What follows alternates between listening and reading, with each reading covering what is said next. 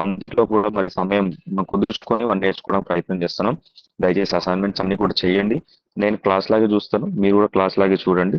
అందరం కూడా నేర్చుకునే ప్రయత్నం చేద్దాం. రైట్. సో మీ అందరికీ కూడా వందనాలు. మరొకసారి ఈ సెకండ్ క్లాస్ ని మనము నేర్చుకోవడానికి మీరు అందరు కూడా వచ్చారు. ఇప్పుడు ఈ రోమన్స్ అంటే రోమిల్ రాసిన పత్రికని మనము అధ్యయనం చేయడానికి మనం ప్రారంభిస్తున్నాం. ఇది రెండు భాగాలుగా, రెండు క్లాసులుగా మనం చేయొచ్చు. ఈ రోజు 8 గంటల వరకు ఎంత అవుతుందో మనం చూద్దాం. తద్వారా మనం ముందుకెళ్ళొచ్చు. రైట్. ఈ రోమిల్ రాసిన పత్రిక మామూలుగా ఈ బుక్ గురించి మనము ఆల్రెడీ మీకు స్క్రీన్ షేర్ చేయబడుతుంది. దయచేసి జ్ఞాపకం చేసుకోండి. ఈ రోమిల్ రాసిన పత్రిక అసలు ఏంటి, what is Romans is all about. So Romans book about God's righteousness. అంటే ఈ పుస్తకం దేని గురించి, ఈ పుస్తకం నుంచి చెప్పాలంటే నార్మల్ గా ఇద్దరు చాలా ప్రాముఖ్యంగా, అంటే ఎక్కువగా అందరూ తీసుకునే అప్రోచ్లు ఏంటంటే, ఒకరు మెకాథర్ ఎంఫసిస్ అంటారు, ఇంకోటి జాన్ స్టార్ట్ ఎంఫసిస్ అంటారు. ఈ ఇద్దరు అప్రోచ్ ని తీసుకుంటాం. అయితే ఈ రోమా చదివేటప్పుడు ఒక ప్రశ్నతో మనం చదువుకోవాలి. ఏంటో ప్రశ్న అంటే, దేవుడు అంటే ఒక నీతి గల సంపూర్ణ పరిశుద్ధత గల దేవుడు అంత న్యాయవంతుడై ఉండి ఏ విధంగా పాపులమైన మనలను నీతిమంతులుగా మార్చగలడు? అది మనం వేయాల్సిన క్వశ్చన్. ఆయన పరిశుద్ధుడు, ఆయన నీతిమంతుడు, మనం పాపులము. ఆయన యథార్థవంతుడు కదా, నీతిమంతుడు కదా, అంత నీతిమంతుడు పాపులమైనని ఎలా పరిశుద్ధపరచగలుగుతాడు? అది ప్రశ్న. దానికి పౌలు ఏమని సమాధానం ఇస్తాడంటే, ద గాస్పల్, సువార్త. God's righteousness is revealed in Christ death and resurrection and sinners are justified through faith. మనం ఎలా నీతిమంతులుగా మార్చబడగలుగుతాము అంటే, ఇదిగో ఆయన మరణ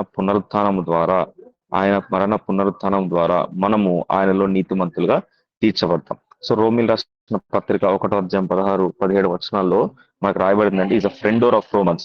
ఆ 1 అధ్యాయం 16-17 చదివితే అది మన ఇంటికి ఒక డోర్ ఎలాగో, మన యొక్క రోమిల్ రాసిన పత్రిక చదవడానికి అదొక మార్గం అనమాట, ఒక ద్వారం. ఆ 2 వచనాలు మనకు అర్థమైపోతే ఓకే, రోమిల్ రాసిన పత్రిక దేని గురించి రాశారు, ఏమని రాశారో మనకు తెలుస్తుంది. సో ఏంటి Roma is all about, what is Romans is all about? Romans is a book about God's righteousness. అది దేవుని నీతిని చూపిస్తుంది.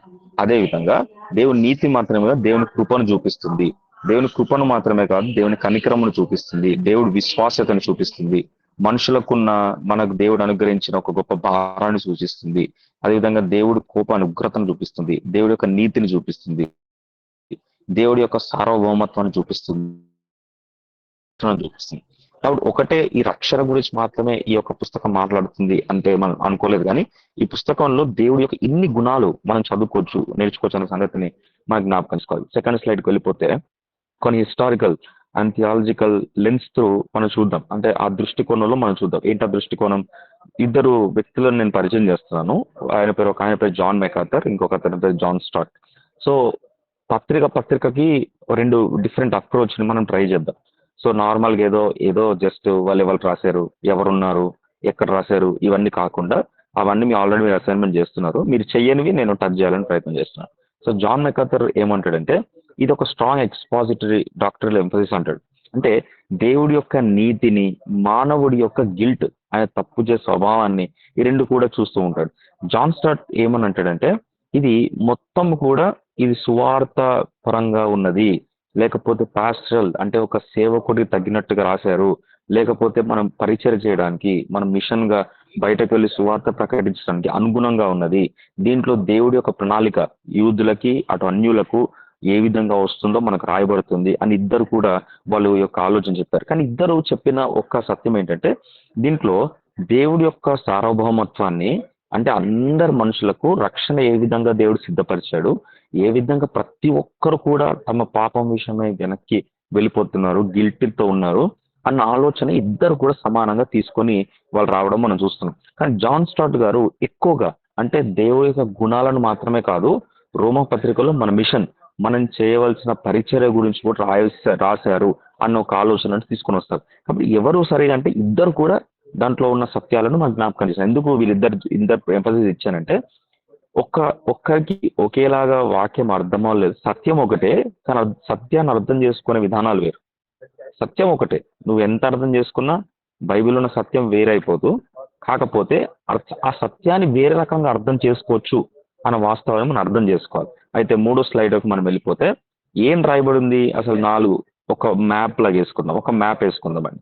రోమా అర్థం కావాలంటే ఒక మ్యాప్ మనం వేసుకుంటే 5 స్టేజెస్ మనకు కనిపిస్తున్నాయి. ఎక్కడి నుంచి ఎక్కడికి వచ్చింది, ఈ మూమెంట్స్ ఏంటి, 5 మూమెంట్స్ 5 మూమెంట్స్, ఇది మీరు రాసుకోండి. మీకు పీడిఎఫ్ కూడా ఇస్తారేమో సిస్టర్స్, నాకు తెలియదు, కానీ ఈ స్టేజెస్ మీరు రాసుకోవాలి. రోమా 1 నుంచి 3 అధ్యాయాల్లో ద కోర్ట్ రూమ్ ఉంటుంది. ఏంటి ఆ కోర్ట్ రూమ్? ఫస్ట్ మూమెంట్ ఏంటి అంటే, ఈ యొక్క మానవాళు పరిశుద్ధమైన దేవుడి ఎదుట పాపిగా నిలబడ్డం. అది the first moment, the court room. Second moment ఏంటి? The cross. ఆ కోర్ట్ రూమ్ నుండి మనం ఎక్కడికి వెళ్తామంటే ద క్రాస్ వైపుకి వెళ్తాం. ఏంటి? Christ take the place of sinner. మనము ఆ పరిశుద్ధ దేవుడి ఎదుట నిలబడినప్పుడు, ఆ పరిశుద్ధ దేవుని ఎదుట మనం పాపులముగా ఉండలేం కదా, ఆ పరిశుద్ధతను తాళలేం, కాబట్టి మన స్థానమును, ఆ ఉగ్రత తెచ్చే స్థానమును క్రీస్తు శిలువలో భరించాడు. అది రోమి రాష్ట్ర పత్రిక 3 అధ్యాయంలో మనం చూపిస్తుంది. థర్డ్ స్టెప్, 3వ స్టేజ్ ఏంటి? The grave. Romans 6, the old life dies with Christ. మరి పాత జీవితం ఏమైపోయింది? What happened to the old life? పాత జీవితం ఏమైపోయింది? అది క్రీస్తుతో కూడా సిలువేయబడింది అన్న వాస్తవాన్ని 6వ అధ్యాయంలో చూపిస్తున్నాడు. ద ఫోర్త్ స్టేజ్కి వచ్చేసరికి ద ఫ్యామిలీ. మరి ఓకే, మన స్థానం ఆయన తీసుకున్నాడు, మన పాపం భరించాడు, మరి ఏమైపోయింది? మనము ఆయన యొక్క కుటుంబంలో చేర్చబడ్డాము. Believers became God's children. అది పోస్టెడ్. మరి ఆఖరిగా మరి చేర్చబడిన తర్వాత ఏంటి? రోమన్ రాసిన పత్రిక 9 నుంచి 16 అధ్యాయాల్లో the gospel creates a people who live for God's purposes. నువ్వు ఆయన కుటుంబంలో చేరిన తర్వాత ఆఖరి 9 నుంచి 16 అధ్యాయాలు నేర్పించే పాఠం ఏంటంటే, నీవు ఆయన ఉద్దేశం కొరకు, ఆయన ప్రణాళిక కొరకు నువ్వు బ్రతకడం నేర్చుకోవాలి. అది 5 స్టేజెస్ అన్నమాట. ఒకవేళ అర్థమైతే వెరీ గుడ్, అర్థమైపోతే ఒకసారి మళ్ళీ చదవండి. కోర్ట్ రూమ్ లో ఉన్న మనము సిలువ యొద్ద ఆయన మన స్థానం తీసుకొని, ఆయన మన పాత జీవితాన్ని ఆయన సిలువ వేసిన తర్వాత, ఆయన కుటుంబంలో చేరిన మనకు ఆయన ఉద్దేశము కొరకు, సువార్త కొరకు, అనేకమైన ప్రజల కొరకు బ్రతకడాన్ని ఈ రోమా పత్రికలో మనం చదువుతున్నాం. ఇది ఈ రోమా అంత అర్థం కావాలంటే ఈ 5 మూమెంట్స్ అర్థం చేసుకోవాలి. కాబట్టి నెక్స్ట్ టైం ఒక రోమిల పత్రిక చదివితే ఈ స్టేజెస్ ని గుర్తు చేసుకొని, ఈ థీమ్స్ ని గుర్తు చేసుకొని మనం ఒక్కొక్క పత్రిక చదవాలని ఇష్టపడతాం. కింద మనం చూస్తే అక్కడ 4 రకాలుగా డివైడ్ చేశాను. ఏంటి ఆ డివిజన్ అంటే, మొదటిది పాపము, రెండోది కృప, మూడోది విశ్వాసము, నాలుగోది నీతి. ఈ 4 విషయాలు కూడా నీతిమంతులుగా తీర్చబడ్డం, నీతిమంతులుగా క్రీస్తు చేయబడ్డం. ఈ 4 విషయాలు కూడా ఈ రోమా మొత్తం కూడా ఈ 4 విషయాలు మనం తిరుగుతూ ఉంటాం. పాపం గురించి చదువుతాము, కృప గురించి చదువుతాము, విశ్వాసం గురించి చదువుతాము, నీతి గురించి చదువుతాం. ఈ 4 మూమెంట్స్ కూడా అర్థం చేసుకోవడానికి మనము ప్రయాసపడాలి. అయితే ఇది కేవలం ఒక థియాలజీ గురించి, అంటే సిద్ధాంతపరంగా మాట్లాడలేదు.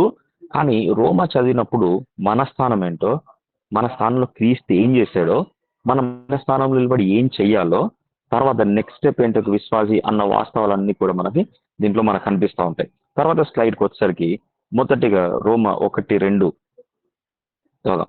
ఇప్పుడు ఒక క్రిటికల్ క్వశ్చన్ రైట్ సైడ్ మీరు చదివితే ఒక క్రిటికల్ క్వశ్చన్. ఏంటా క్వశ్చన్ అంటే, why does Paul begin with God's wrath before explaining God's grace? అంటే ఒక ప్రశ్న మనకు వస్తుంది. దేవుడి కృప అంటే చాలా మందికి ఒక డౌట్ ఉంటుంది ఏంటంటే, అసలు దేవుడి ఉగ్రతను ఎలా చెప్పాలి? ఒకవేళ చర్చిలో మనకి దిద్దుబాటు జరిగింది అనుకోండి, అంటే ఒకవేళ పాస్టర్ గారు మనకి తప్పును చూపి మనకి చెప్పాను, ఫస్ట్ రియలైజేషన్ ఏమవుతామంటే, ఎందుకు తిట్టారు, కొంచెం ప్రేమగా చెప్పాల్సింది కదా, కొంచెం ప్రేమతో మాట్లాడాల్సింది కదా అని చెప్తాను. కానీ రోమా చదివినప్పుడు మనకు అర్థమయ్యే సంగతి ఏంటంటే, పౌలు దేవుడి కృపను మాట్లాడక మునుపు, అండ్ ఇన్ ద సెన్స్ దేవుడి ప్రేమను మాట్లాడక మునుపు, పౌలు ఆయన దేవుడి యొక్క ఉగ్రతను మాట్లాడాడు. అంటే అర్థం ఏంటి? మందులు చెప్పాలంటే ఫస్ట్ మనిషికి ఉన్న రోగం తెలియాలి అని అర్థం. కింద ఇల్లుస్ట్రేషన్ మనకు ఒక రాశాను చూడండి. ఇమాజిన్ దగ్గరికి వెళ్తే డాక్టర్ అన్నాడు, యూ హ్యావ్ ఎ క్యాన్సర్ అన్నాడు. అప్పుడు పేషెంట్ ఏమన్నాడు? Why are you being negative? ఎందుకింత ఎందుకింత నెగిటివ్ ఉన్నారు, అంటే ఎందుకింత కోపము, ఎందుకింత పాజిటివ్ ఆలోచించండి కదా అన్నాడు అనుకోండి. అప్పుడు వాడిని ఏమంటాం మనం? పిచ్చోడంటాం కదా. డాక్టర్ దగ్గరికి వెళ్ళినప్పుడు డాక్టర్ మన రోగం చెప్పినప్పుడు అది మనం తిట్టడం కాదు. డాక్టర్ దగ్గరికి వెళ్ళినప్పుడు డాక్టర్ మన రోగి అన్నప్పుడు మనని హేళన చేసినట్టు కాదు. డాక్టర్ దగ్గరికి వెళ్ళినప్పుడు మన పలానా బలహీనత మనకుంది అని చెప్పినప్పుడు అది మనం దూషించడం కాదు, కానీ మన యొక్క తప్పును అదే చెప్తున్నాడు. ఏంటి? The diagnosis is not క్రియాలిటీ, the diagnosis make the cure meaningful. ఒకవేళ మన పాపం ఏంటో మనకు తెలియకపోతే, ఆయన ఎంత పరిశుద్ధుడో మనకు తెలియదు, మన పాపం ఎంత లోతైందో మనకు తెలియకపోతే దేవుడు ఎంత పరిశుద్ధుడో మనకు తెలియదు. కాబట్టి ఏం చేస్తున్నాడు? మొదటి 2 అధ్యాయాల్లో ఏమని ప్రారంభిస్తున్నాడు? You need to try. నువ్వు మీరు ప్రయత్నించండి అని ప్రారంభించట్లేదు, మీరు దేవుణ్ణి తృణీకరించారు అన్న వాస్తవాన్ని తీసుకొని వస్తున్నాడు. అంటే పౌలు యొక్క అప్రోచ్ మనం అర్థం చేసుకోవాలి. అంటే ఇతను దే మీరందరూ మంచోళ్ళు, లేకపోతే మీరు విశ్వాసం దేవుడి కృప ఇది కాబట్టి మీరు తప్పులు చేసిన అని పౌలు చెప్పట్లేదు. కానీ చెప్తున్న వాస్తవం ఏంటంటే, మీరు ఇంత తప్పు చేశారు, మీలో ఇంత పాపం ఉంది అంటే, గాస్పల్ ఎప్పుడు కూడా, స్వార్థ అనేది ఎప్పుడు, వాక్యం అనేది ఎప్పుడు కూడా మన లోపల మంచిని గుర్తించక మునుపు మన లోపల తప్పును గుర్తిస్తుంది, మన లోపల పాపాన్ని గుర్తిస్తుంది, మన లోపల చెడుతనమును గుర్తిస్తుంది. అదే పౌలు చేస్తున్నాడు. మనం పాపి అర్థమై అవ్వకపోతే ఆయన పరిశుద్ధత మనకి ఎప్పటికీ అర్థం కాదు. సో ఆయన పరిశుద్ధత, ఆయన గొప్పతనం మనకు అర్థం కావాలంటే ఫస్ట్ ఆయన, మనము ఎంత పాపులమో మనకు అర్థం అవ్వాలి. అర్థమవుతేనే ఆయన యొక్క కృప మనకు అర్థం అవుతుంది. సో ఆయన అదే చెప్తున్నాడు, మీరు యూదులైనా మీరు అన్యులైనా ఆయన కృప మీరు అర్థం చేసుకోలేకపోతే, ఆయన కృప మీకు ఇంకా అర్థం అవ్వకపోతే, ఇదిగో మీరు అర్థం చేసుకోండి. ఎందుకంటే ఆయన ఆయన కృప మనకు అర్థం కావాలంటే ఫస్ట్ మనం ఎంత పాపం అర్థం చేసుకోవాలి. సో ఏంటి వాళ్ళ ప్రాబ్లం అంటే, వాళ్ళ ప్రాబ్లం కేవలం ఇగ్నోరెన్స్ కాదు, అంటే దేవుని రిజెక్ట్ చేయడం ఒకటే కాదు, కానీ సత్యాన్ని వారు వేరే విధంగా, అంటే వారు చెప్పిన దానికంటే తెలిపిన సత్యాన్ని వేరే విధంగా వాళ్ళు అర్థం చేసుకున్నారు అనే విషయాన్ని అర్థం చేసుకోవాలి. నెక్స్ట్ స్లైడ్ మనం వస్తే, రెండో అధ్యాయంలో ఒక మంచి మాట చెప్తున్నారు. ఏంటంటే, రిలీజియన్స్ కెన్ నాట్ సేవ్. దయచేసి ఈ నోట్స్ నేనే చేశాను. కింద మేడ్ విత్ గామా ఉంది కదా, అది ఏఐ టూల్, ప్రజెంటేషన్ చేయడానికి ఒక టూల్. కాబట్టి దయచేసి ఎక్కడో వెబ్సైట్లో తీసి అనుకోకండి, ఒక చిన్న క్లారిటీ ఇస్తున్నాడు. Right. Romans 2 religions cannot save అంటే, ఈ మతము అనేది మనిషిని మార్చలేదు అన్న వాస్తవాన్ని జ్ఞాపకం చేసుకోవాలి. అయితే ఏంటి క్వశ్చన్ ఏంటి, మరి ఏంటి డేంజర్? రెండు ఆలోచనలు ఉన్నాయి. రెండు పర్సన్స్ ఉన్నారు అనుకో, ఒకడు పాపి ఉన్నాడు, ఇంకొకడు స్వనీతిపరుడు ఉన్నాడు, స్వనీతిపరుడు ఉన్నాడు. మరి ఏది డేంజర్? దేవునికి సంపూర్ణంగా రిజెక్ట్ చేయడం డేంజరా, లేకపోతే చూడండి రైట్ సైడ్ టూ వాయిసెస్ పెట్టాను, వన్ వర్డ్ ఏంటి? The immortal person says I don't need God. అంటే పాపంలో ఉన్న వ్యక్తి ఏమంటాడంటే, నాకు దేవుడు అవసరత లేదు అంటాడు. The religious person says I deserve God.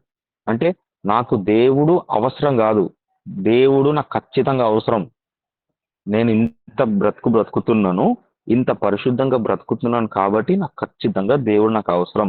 అంటే ఏమైపోతుంది ఇక్కడ? ఎవరు తప్పు? పాపంలో ఉన్న వ్యక్తి తప్ప, లేకపోతే అటు మతపరమైన వ్యక్తి తప్ప? అంటే ఇద్దరు కూడా తప్పే. ఒకటేమో ఓపెన్ రెబేలియన్ అయితే, అంటే బాహ్యంగా దేవుని ధృవీకరిస్తూ ఉంటే, రెండవదేమో మతపరమైన స్వనీతి. ఒకడేమో దేవుని తెలియక తృణీకరిస్తూ ఉంటే, వాడు బయట ఉన్నాడు, దేవుడి కుటుంబం లేడు అని తృణీకరిస్తే, రెండవడేమో వాడు మతమును నమ్మి కూడా, దేవుడు ముందు నిలబడి కూడా వాడు తప్పిపోయాడని గుర్తించలేకున్నాడు. అంటే వాడు ఏమనుకుంటున్నాడంటే, ఒకడేమో అసలు దేవుడి దగ్గర లేడు కాబట్టి దేవుని గుర్తించాడు. ఇంకో గుంపు ఏమనుకుంటుందంటే, నేను దేవుడి దగ్గర ఉన్నాను, నేను ఇంత మతం పాటిస్తున్నాను, నేను పాటలు పాడుతున్నాను, నేను ఆరాధన చేస్తున్నాను, బ్రతుకుతున్నాను, ఇవన్నీ చేస్తున్నాను కాబట్టి ఖచ్చితంగా దేవుడు నా దగ్గర ఉంటాడు అన్న ఆలోచన ఉన్నది. ఈ రెండు ఆర్గ్యుమెంట్స్ కూడా సువార్త కొట్టివేస్తుంది అనేది 2వ అధ్యాయంలో మనం చూడొచ్చు. ఏమని చెప్తుంది? రోమన్ 1వ అధ్యాయం ఏమో వాళ్ళకి సువార్త అవసరం అని కనిపిస్తుంది, 2వ అధ్యాయంలో ఏమో విశ్వాసులైన మనకు అవసరం లేదే అని మీరు అనుకుంటారేమో, లేదు అని మీరు అనుకుంటారేమో, మనకు కూడా సువార్త అవసరమే అని 2వ అధ్యాయం కూడా మనకు చూపిస్తున్న సత్యాన్ని మనకు జ్ఞాపకం తీసుకోవాలి. 3వ అధ్యాయంకి వస్తే అందరూ ఒక చక్కటి మాట మాట్లాడతాడు. ఏంటి ఆ మాట అంటే, ఆల్ హ్యావ్ సిన్, అంటే అందరూ కూడా పాపము చేశారు, అందరూ కూడా పాపము చేసి దేవుడు అనుగ్రహించి మహిమను మరి పొందలేకపోతున్నారు అన్న మాట అక్కడ మన చదవమని చూస్తాం. ఏంటి పాపం అంటే, ఎవరెవరు ఉన్నారు? రోమిల సమర్థకులు, యూదులు ఉన్నారు, వాళ్ళు కూడా పాపంలో ఉన్నారు.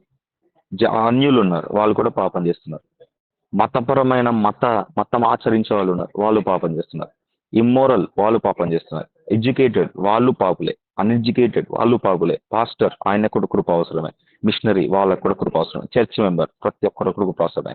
అంటే ఎవరికి కృప అవసరము? ఒకవేళ నీతిమంతులకి అవసరం అంటే స్వనీతి పరులకి అవసరమా, లేకపోతే కేవలం పాపంలో ఉన్న వారికి అవసరమా? కాదు, ప్రతి ఒక్కరికి కృప అవసరము అన్న మాటను రోమిల పత్రిక 3వ అధ్యాయం. తద్వారా ఎవ్వరు కూడా పరిశుద్ధులు లేరు, యేసు ప్రభు తప్ప అన్న వాస్తవాన్ని మనుషులకు చూపిస్తుంది. కింద మనం చదివితే రోమి 3:21లో ఇప్పుడు అని మాట మనం చూస్తాం. But now those 2 words are turning point of entire letter. ప్రతి పత్రిక కూడా ఈ ఈ పత్రిక మొత్తానికి కూడా ఈ రెండు పదాలు బట్ నౌ, ఇప్పుడు అన్న మాట మనం చూస్తాం. అయితే మీరందరు ఇలా ఉన్నారు, మీరు ఎవరైనా అయి ఉండొచ్చు.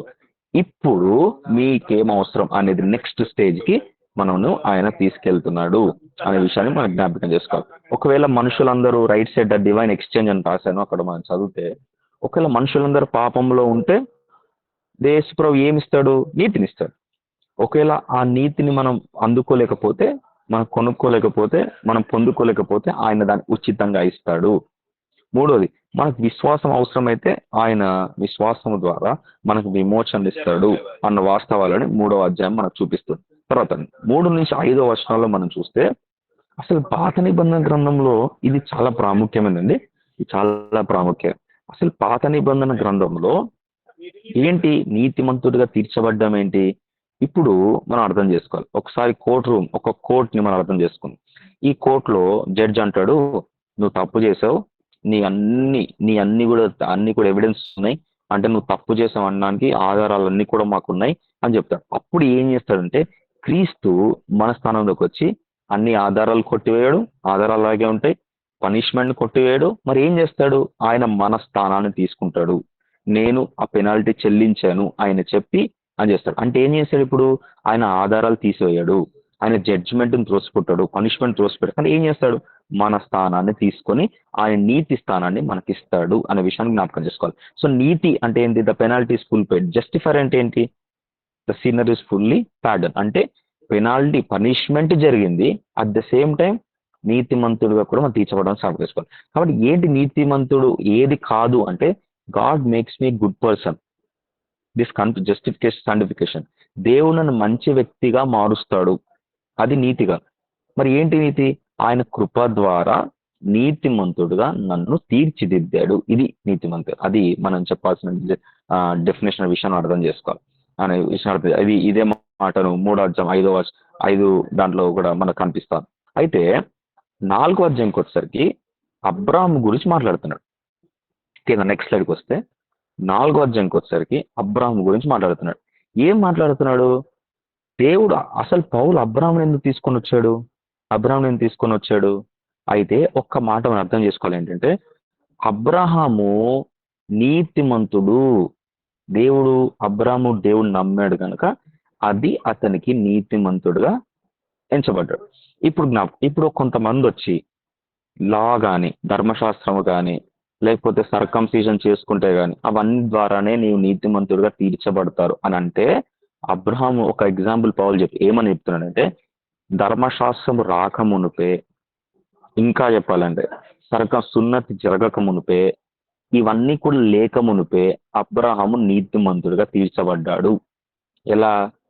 ఎలా తీర్చబడ్డాడు? ఆయన దేవుని నమ్మాడు కనుక నీతిమంతుడు తీర్చబడ్డాడు. కాబట్టి మన నీతిమంతుడిగా మార్చే ధర్మశాస్త్రము లేకపోతే మతపరమైన విషయాలు కాదు, కానీ దేవుడు ఒక్కడే మన నీతిమంతుడిగా మార్చగలుగుతాడన్న విషయాన్ని జ్ఞాపకం చేసుకోవాలి. కాబట్టి ఇక్కడ కింద ఒక ల్యాడర్ చూస్తాం చూడండి, మన పనులు. మనం ఏమనుకుంటామంటే క్రైస్తవ జీవితంలో మెట్టు ఎక్కాలి అనుకుంటాం.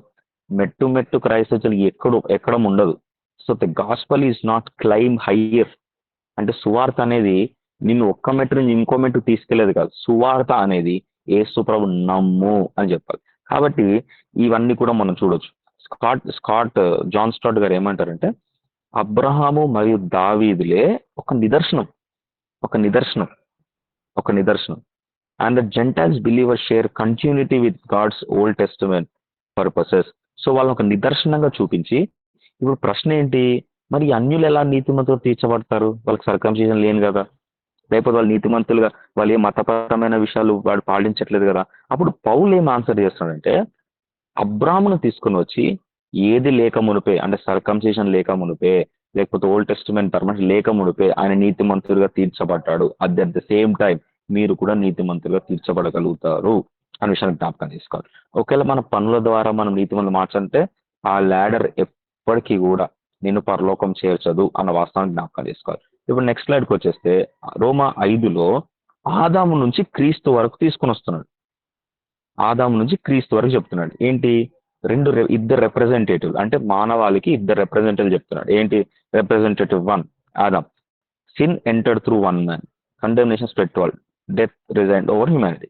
ఒకరి ద్వారా పాపం వచ్చింది, క్రీస్తు ద్వారా విధేయత ద్వారా ఆయన యొక్క జీవితం ద్వారా మనకు కృప వచ్చింది అనే విషయాన్ని మనం జ్ఞాపకం చేసుకోవాలి. అయితే పెద్ద ఆర్గ్యుమెంట్ ఏంటంటే Paul's argument is bigger than I committed sins. అంటే నేను ఈ యొక్క జీవితంలో పడిపోయాను, నేను ఒక బ్రతుకులో చెడిపోయాను, ఈ పాపంలో ఉండిపోయాను అన్న మాట మనం అర్థం చేసుకోగలిగితే మన స్థానంలో ఒక వ్యక్తి నిలబడ్డాడు అన్న వాస్తవం మనకు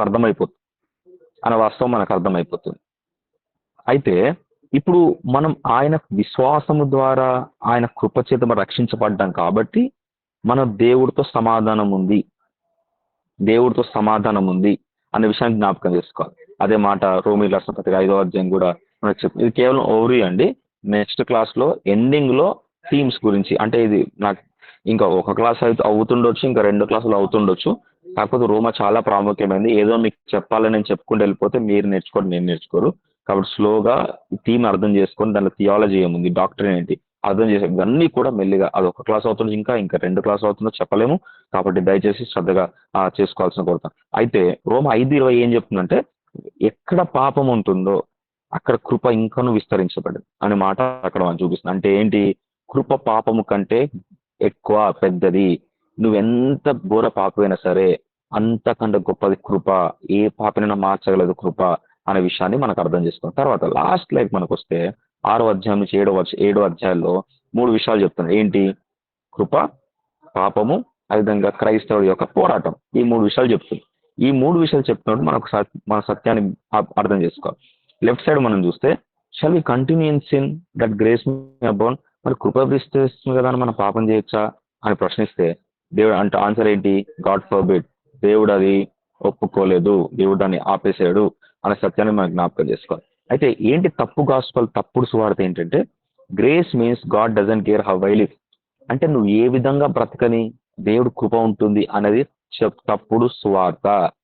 కొంతమంది చెప్తారు హైపర్ గ్రేస్, నువ్వు ఎలా బ్రతుకు, నువ్వు పాపమైన ప్రార్థన చేస్తూ నేర్పుతారు, అది తప్పుడు సువార్త. మరి ఏంటి వాక్యాన్స్ సువార్త? Grace changes who I am and therefore changes how I live. కృప అంటే ఏంటంటే నేను పాపం చేసినా నా దేవుడు శిక్ష రానిచ్చేది కృప కాదు. మరి కృప అంటే ఏంటి? కృప అనేది నన్ను మారుస్తుంది, తద్వారా నేను ఎలా బ్రతకాలో మారుస్తుంది, అది కృప. ఈ విషయం అర్థం చేసుకోవాలి. బట్ క్రియేటివ్ ఫార్ములా ఏంటి? Justification plus sanctification. దేవుడు నన్ను రక్షిస్తాడు, నన్ను మారుస్తాడు, నన్ను తీర్చిదిద్దుతాడు. అది విషయాన్ని మనకు జ్ఞాపకం చేసుకోవాలి. సో ఈ ఒక్క వచనం మీద అనేక మంది తీసుకొని ఏం చేస్తారంటే దేవుడు కృప ఉంది కదా, మనం ఎంత తప్పు చేసినా కృపలో మనం కడిగేస్తాడు అనుకుంటారు. కాదు, కృప అనేది రక్షించడం మాత్రమే కాదు, నిన్ను రక్షిస్తుంది, నిన్ను మారుస్తుంది, నువ్వు బ్రతికే విధానాన్ని కూడా మారుస్తుంది. అదే కృప. ఆ విషయాన్ని అర్థం చేసుకోవాలి. రోమ 6లో ఏంటి? మన పాత జీవితం పోతుంది. 7లో మన పనులు మన రక్షించడం నేర్పిస్తుంది. 8లో ఒక క్రైస్తవుడా నువ్వు బ్రతకడానికి ఇంకా ప్రయత్నించు అని నేర్పదు, కానీ ఆయన ఆత్మ మీద, పరిశుద్ధాత్మ మీద ఆధారపడడం మనకు నేర్పిస్తుంది అనే విషయాన్ని జ్ఞాపకం చేసుకోవాలి. So Christian life is not try harder, it is depend upon the spirit అన్న వాస్తవాన్ని అర్థం చేసుకోవాలి. అయితే చాలా చాలా ఇంపార్టెంట్ క్వశ్చన్స్ ని మనం డీల్ చేశాం. చాలా చాలా మంచి క్వశ్చన్స్ మనకి ఈ ఫస్ట్ సెషన్ లో మనకు అనిపిస్తూ ఉంటాయి. ఇవన్నీ క్వశ్చన్స్ కూడా మీరు రాసుకోవాలి. ఒకవేళ మీకు విన్నా కూడా ఏం డౌట్స్ రావాలంటే మీరు ఏం వినట్లేదు అని అర్థం. కాబట్టి మీరు డౌట్స్ రాసుకోవాలి, నన్ను ఇబ్బంది పెట్టాలి, నేను కూడా మిమ్మల్ని ఇబ్బంది పెట్టాలి. కాబట్టి నేర్చుకోండి. ఇది రోమా చదువుతున్నప్పుడు అయితే మామూలుగా సహజ నార్మల్ చదువుతున్నప్పుడే ఎక్కువ డౌట్స్ వస్తాయి, ఇంకా టీచర్లు ఇంకెక్కువ డౌట్స్ వస్తాయి. కాబట్టి మీకు ఇంకా డౌట్స్ ఉంటే దయచేసి మీరు రాసుకోండి. మీరు ఫీల్ ఫ్రీ నాకు చెప్పొచ్చు. అవన్నిటికి కూడా మన సెషన్ పెట్టుకొని వాటన్ని కూడా మనం చేద్దాం. కాబట్టి ఈ 7 అధ్యాయాల్లో ఏం రాయబడింది, కృప అంటే ఏంటి, మన సువార్త అంటే ఏంటి, మన స్థానం ఏంటి, 5 మూమెంట్స్ ఏంటి, ఇవన్నీ కూడా మనం చూస్తాము. నెక్స్ట్ క్లాస్లో సెకండ్ సెషన్, నెక్స్ట్ క్లాస్లో మీ అసైన్మెంట్ షేర్ ఉండదు. డైరెక్ట్ ఫస్ట్ నుంచి 7 to 8 మనమే క్లాస్ తీసుకుంటాము. దయచేసి నెక్స్ట్ క్లాస్లో 1 hour వీలుంటే నెక్స్ట్ క్లాస్లో తర్వాత క్లాస్లో కూడా కలిపి మనం ముగించడానికి మనం ప్రయత్నం చేద్దాం. ఒకవేళ అర్థమైంది అనుకుంటున్నాను. ఒకవేళ అర్థం కాదని ప్రశ్నలు ఉంటే దయచేసి అడగవచ్చు.